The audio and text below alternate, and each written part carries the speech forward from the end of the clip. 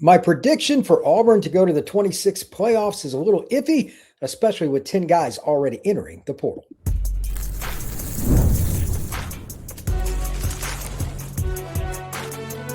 You are Locked On College Crossover, part of the Locked On Podcast Network.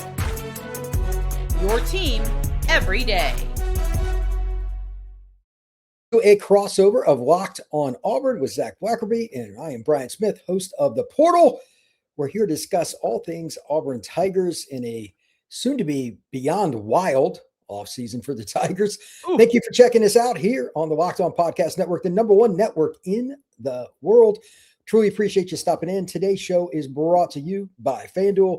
Right now, if you want to go check it out with all the different things going on with FanDuel, live bets with the NFL games, there's a lot of fun on the weekends, but there's a lot of stuff going on at FanDuel. Check it out today. We're going to be talking about Auburn's 2026 schedule. Auburn has a rather interesting group of changes there. We'll get to that later on in the show. Quarterback battle is going to be a big part of it. We don't even know, Zach, really who's going to be on the roster at quarterback for Auburn, which makes it fun and also makes it a little concerning for my prediction. Again, that's fun. Yeah, fun's the word, Brian. It's fun. Hey, it's fun for me, but you're a fan and a grad. You can take that however you like. That's right. There has been a lot of dramatic information about the portal with Auburn, some leaving, some coming. We're going to get to that. And right off the bat, Marcus Davis is going to Florida, the wide receiver coach.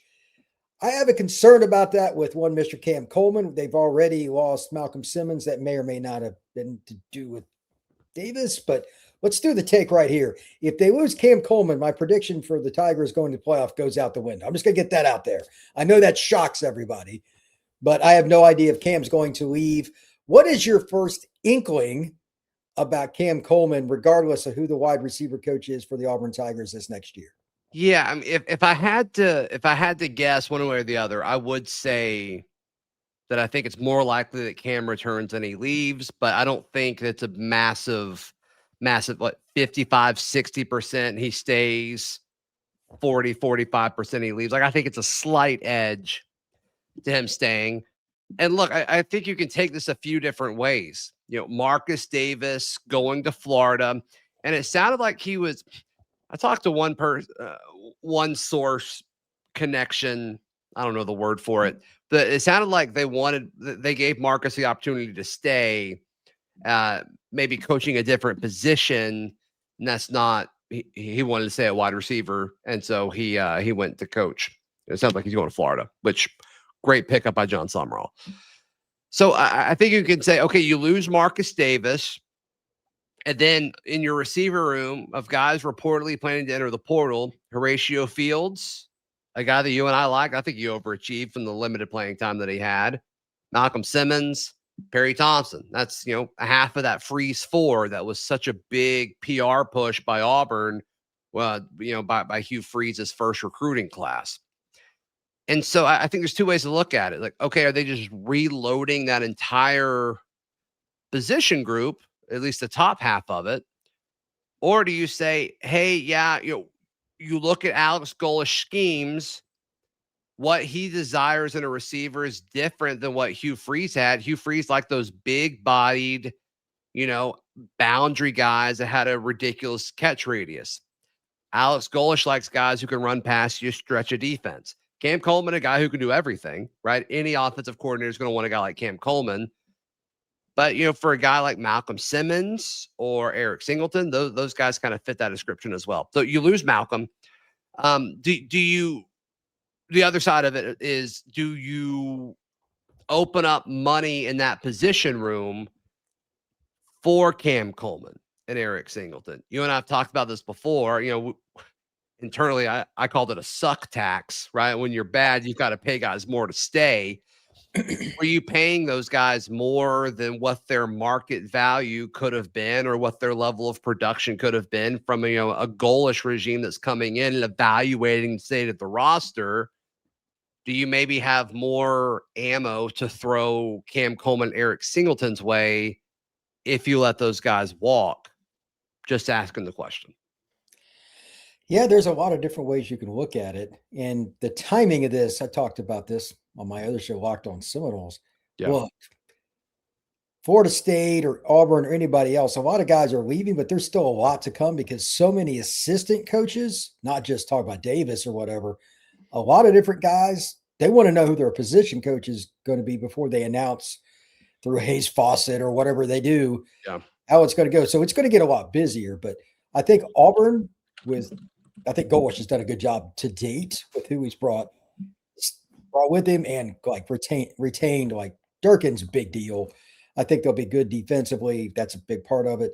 My other question, though, with all of this, how much money do they really want to drop on recruiting as compared to the portal this offseason? Do you think they really feel like they got to win year one, especially if they keep Cam? Like, what is a realistic goal for the fans to be happy next year? I haven't put my finger on that one. You're obviously much better at this than me. Yeah, and I don't have an answer for that yet. I mean, I think so many folks, I think the average Auburn fan is looking at the household names and the guys who we've been talking about for, years. And I think that they've kind of grown to love and cheer for. I think they're more concerned about what that's going to look like and who's going to come in and be a part of this team. And then I think expectations will follow after that. I also think there's a lot of Auburn fans that are afraid to get their hopes up right now because the last half decade has been brutal. Brian, you and I know this, and it should have been better because of, the roster construction. And now we all realize how bad of a head coach Hugh Freeze was during that time. So I don't have a full answer for that yet as far as what expectations are, but I will say Alex Golesh, I think he's the kind of guy who is anticipating winning year one. This is a guy who took a South Florida team that had won 3 games in the previous 3 seasons or 4 games in the previous 3 seasons. And he took them to a winning record in his first year. In his opening presser, I love the quote that we're in a race against ourselves. I think that's telling. I think that's important. I think that's such a different message than, hey, be patient. Hey, we're close, right? That's what we've heard the last few years at Auburn. So I don't think there's going to be any excuses.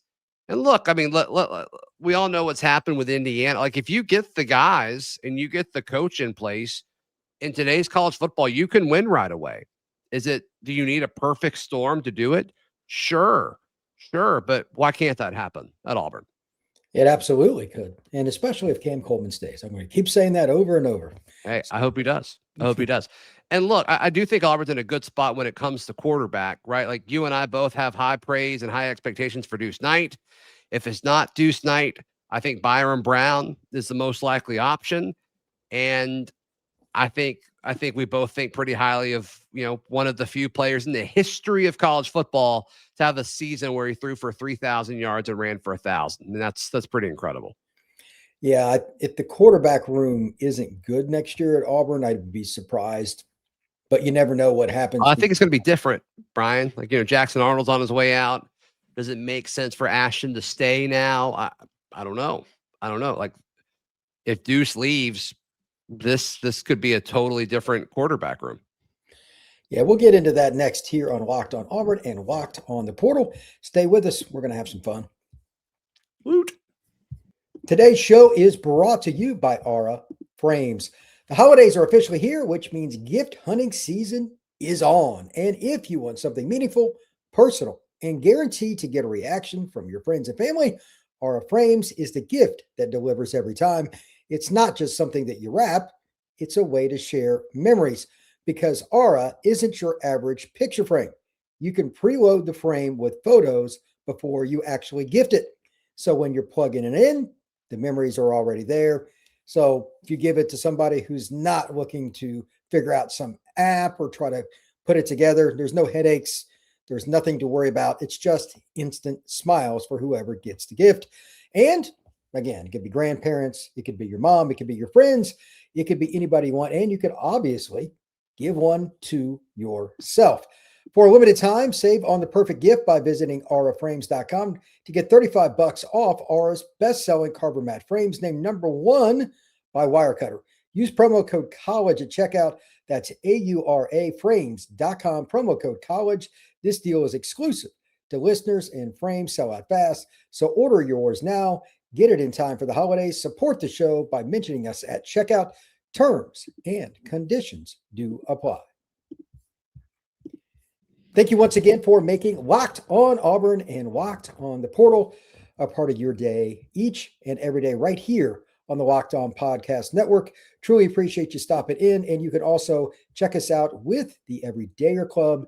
This is kind of a deal that I think a lot of people would like, and if you haven't thought about this, here's an opportunity. $5 a month or $50 a year, whether it's Locked On Auburn, Locked On the Portal, wherever you want to go, you can get rid of ads. We've got the link down in the description. Check it out for $5. It's a well worth opportunity, and you're also going to have the opportunity for Discord access and much, much more. We will discuss this more and more as we go along, but thank you very much for thinking about doing that. Zach, quarterback. I know this is the most unfair question I can ask you, but I'd like to put you on the spot. Who's going to be the starting quarterback for Auburn next year, and how's it going to go? If I had to guess right now, I would say it is Byron Brown is Auburn's starting quarterback. I would go with a guy not on the roster. That's wild, but I would agree with that. But please continue. I mean, it's all speculation, right? Like, I don't want to, spend a whole lot of time talking about like Deuce potentially leaving, but that's just the chatter that I think that's the most likely option right now, which, we'll see if it works out or not. With quarterbacks, I've always thought that it's the position that coaching and comfort were the most important. And you could argue other spots, don't get me wrong. Yeah. But you want to know what the play caller is like, et cetera, especially in Brown's case, to Zach's point. He has 1 year of eligibility left. Now, there's nothing wrong with rolling the dice, staying where you're at or whatever, but you know what you're getting with Alex Golesh, and he can say whatever he wants publicly, but privately, I bet you if Zach were sitting down with Brown right now, he would say something to the following. You know what? I'd like a shot to play in the SEC to see what that's like week to week. Most guys probably would. So Brian Hartline's going to USF. That's interesting, and he's a heck of a wide receiver coach, but he's going to be a first-year head coach. You don't know him on a personal level, and you sure as heck don't know how he's going to call plays or who you're going to have with you. That's a lot to ask. So I agree with Zach. That's the most likely outcome, but I'm sure Byron Brown will also have a plethora of other opportunities because, like you said before break, what is it, 1 of 5 guys, 3,000, 1,000? I mean, that's insane. Like, it's 12 or 13. I don't know if he was the 12th or if there's 12 others, but still, history of college football. That's pretty remarkable. So for all the folks who are like, well, South Florida competitions, like we're still like not many people have done that ever. So pretty crazy stuff. Pretty crazy stuff. Yeah, and like I don't know. There's so much talk, and I've said this, like, does it make sense? It makes sense for Auburn, but like, can you have a transfer quarterback and Deuce on the roster at the same time? And it's really easy to say no to that. But my question to that is, okay, a lot of the places that Deuce is being tied to, I don't know if he would start there this upcoming season regardless. And so a lot of this depends on what's important to Deuce. And also, like, do you need to go somewhere where you would start? Because I'm seeing so many Auburn people in my comments saying, like, well, he's going to go back to Notre Dame. Notre Dame has their starting quarterback next year. No chance. Oh, well, he's going to go to follow Lane Kiffin to LSU. I'm like, well, not if Trinidad Chambliss gets his waiver, or there's talk about the Arizona State quarter Levitt going with Lane. It's like, oh, okay, well, he's going to go to Ole Miss. Like, well, they have Austin. Is Austin Simmons leaving? Like, I don't really know. I don't know. The Deuce Knight situation, that is a very interesting, intriguing, important domino in this quarterback carousel that we're going to see in the next few weeks. Even if Austin Simmons went to Florida and that's where he originally committed and it leaves a void, Kiffin's not there to call plays. It's not the same gig. I know Austin Simmons, great guy. I know Deuce, great guy. Like, everybody's attached to a coach.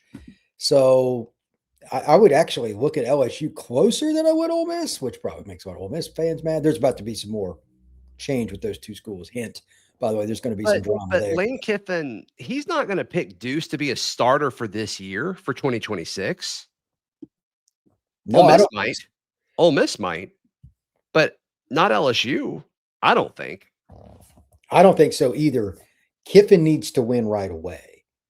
For not that any Auburn fan doesn't know this, very few fan bases reach the fever pitch of unrealistic expectations of LSU.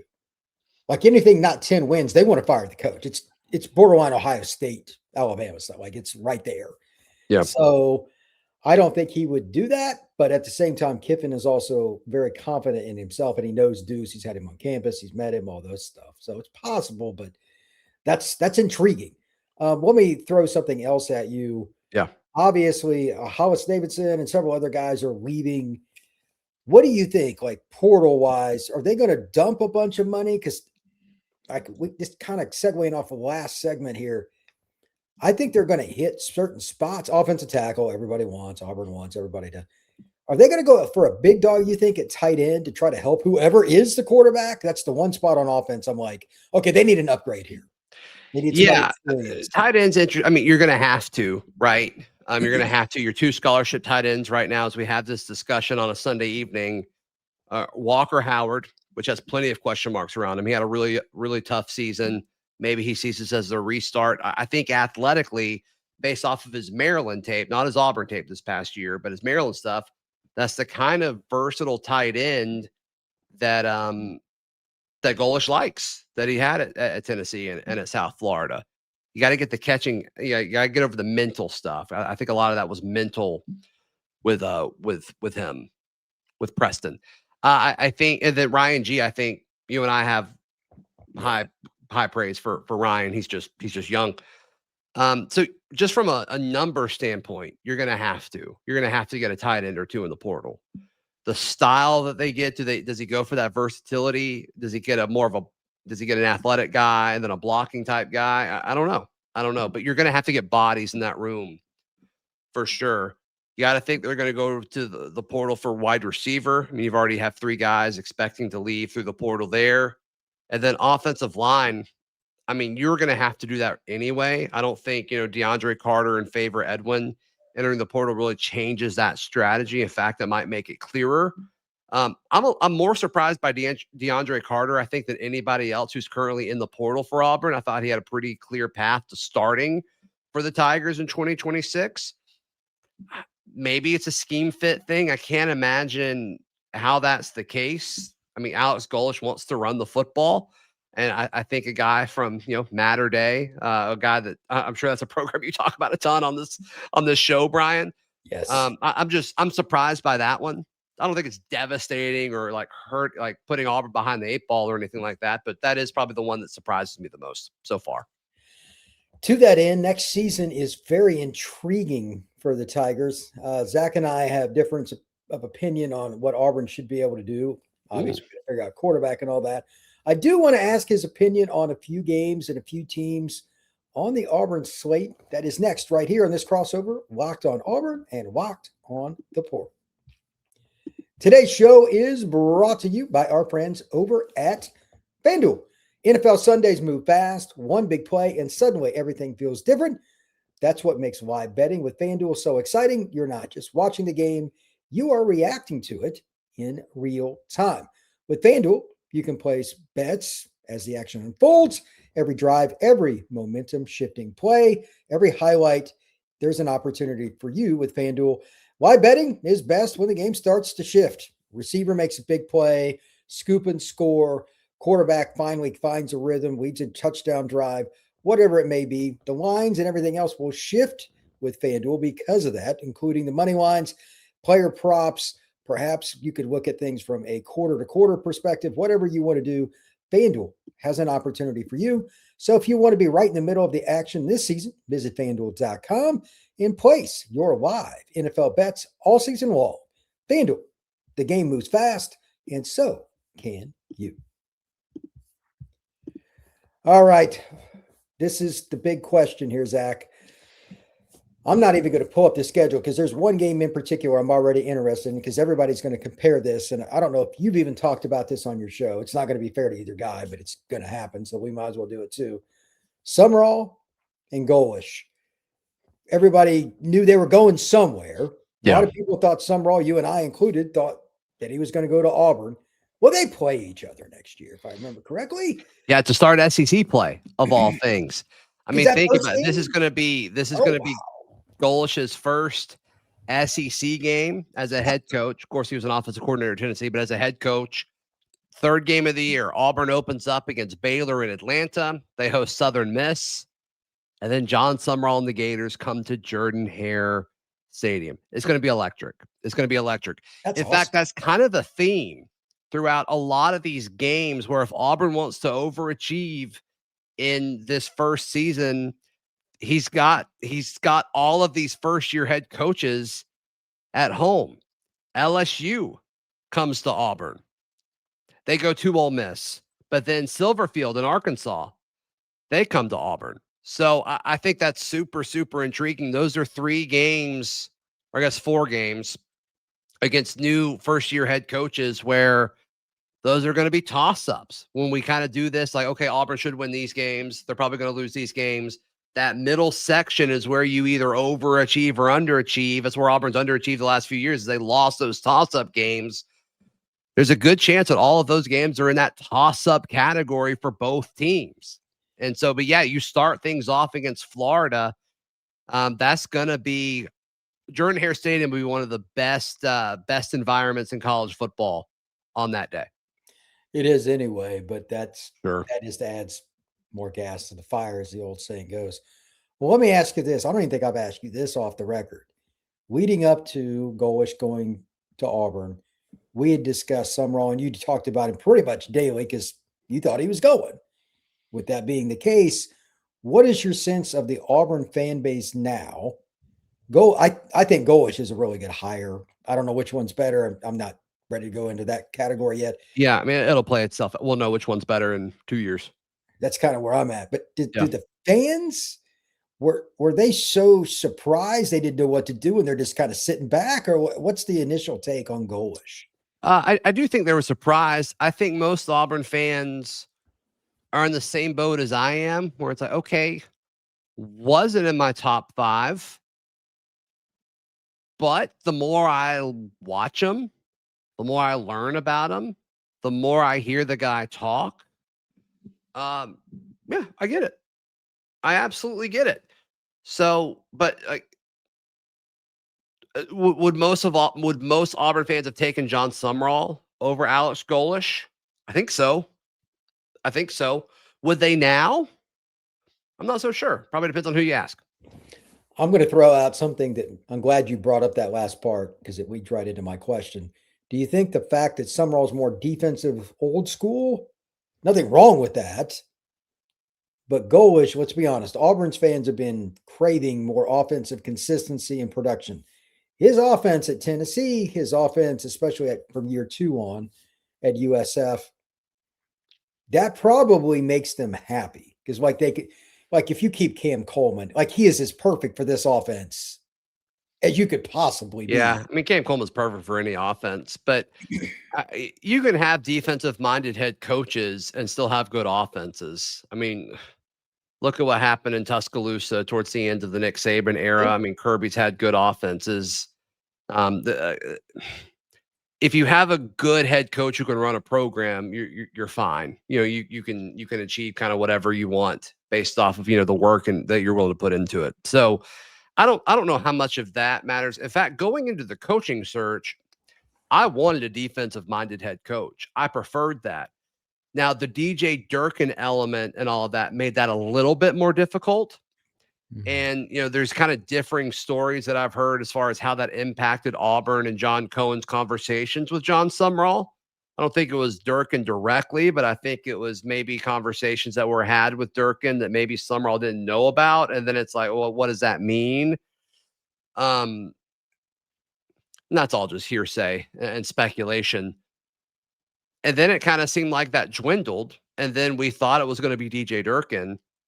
And then in the last moment, as far as where there's smoke, there's fire, was that Sunday morning where the Golesh stuff really picked up, because we've now learned that he got a call at 1 a.m. from John Cohen, was offered the job, immediately signed the contract, and they, I guess, stayed up all night and worked on their travel, getting their travel arrangements ready to go from Tampa to Auburn. So as far as like the offensive fit, I think Auburn fans just want to win football games. Would it be nice to have a good offense? Sure. But if you're losing a game 35-38 right now, we say that it's better than losing 13-3 to Kentucky. But if the record's the same, it doesn't matter, Brian. Like Auburn fans want to see winning football again. I don't like, we've been in that boat with Malzahn where we lost high scoring games. Like, people are saying like, oh, you feel better about it. I'm like, do you? Because I remember being pretty upset after those losses too. So hopefully Alex Golesh can bring winning football back to Auburn. That is ultimately the most important part. But the one thing that I know about this offense, it's not super difficult to pick up. Yeah. I think that'll help them win. And I still think like this is just my expectation based on having Durkin back, having the defense they have. Golesh obviously knows offense. If they don't win 8 games next year, I'd be somewhat disappointed. Like I know I know Let's go through this. Let's go through this real quick. Go for it. Baylor, win.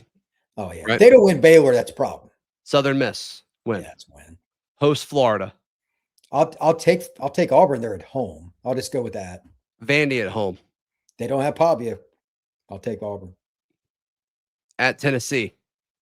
Oof. I don't know who Tennessee's quarterback is going to be. That's a cross. We don't know who any of these quarterbacks or any of the quarterbacks are so far. I'm considering for the record that Brown's going to be the quarterback. That's all I'm thinking in my head. Okay. Tennessee or Auburn?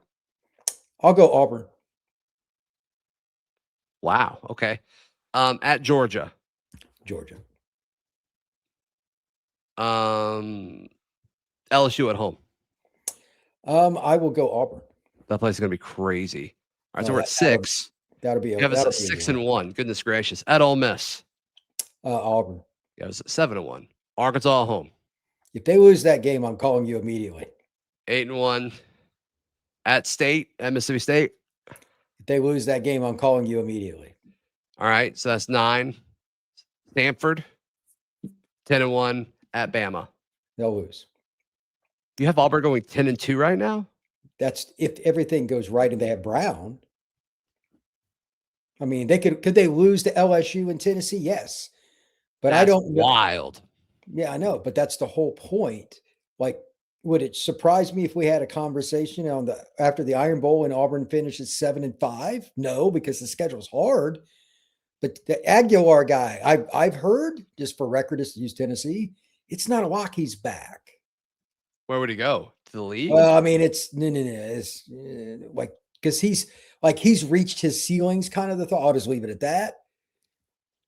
He's a guy that is hot and cold. Like, I mean, there's no way that was Heupel's first pick, right? I mean, they were kind of desperate with that, with the whole. They wanted the guy thing from TCU, who's tremendous. Hoover, but he's probably, But here's the other thing: they're bringing in the coordinator from Penn State, who was at Ohio State. His scheme is uber difficult to learn. Year one, it always sucks.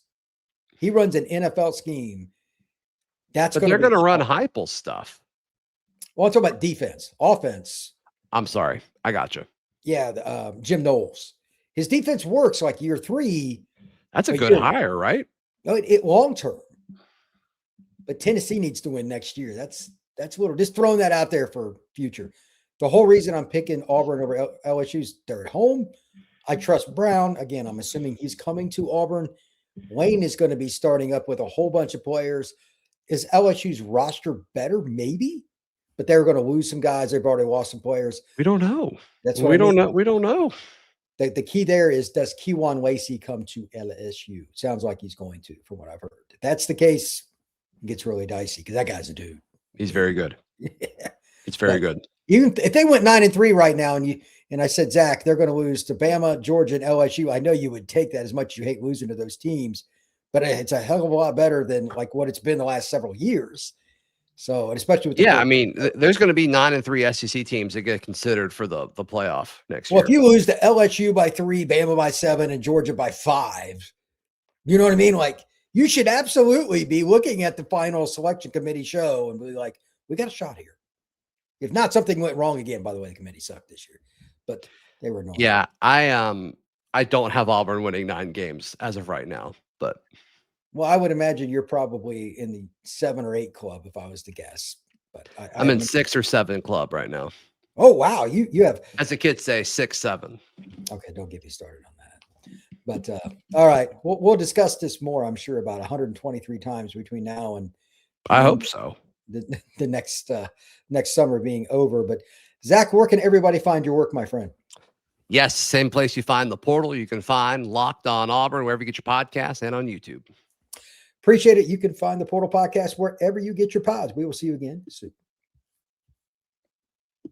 Bloop.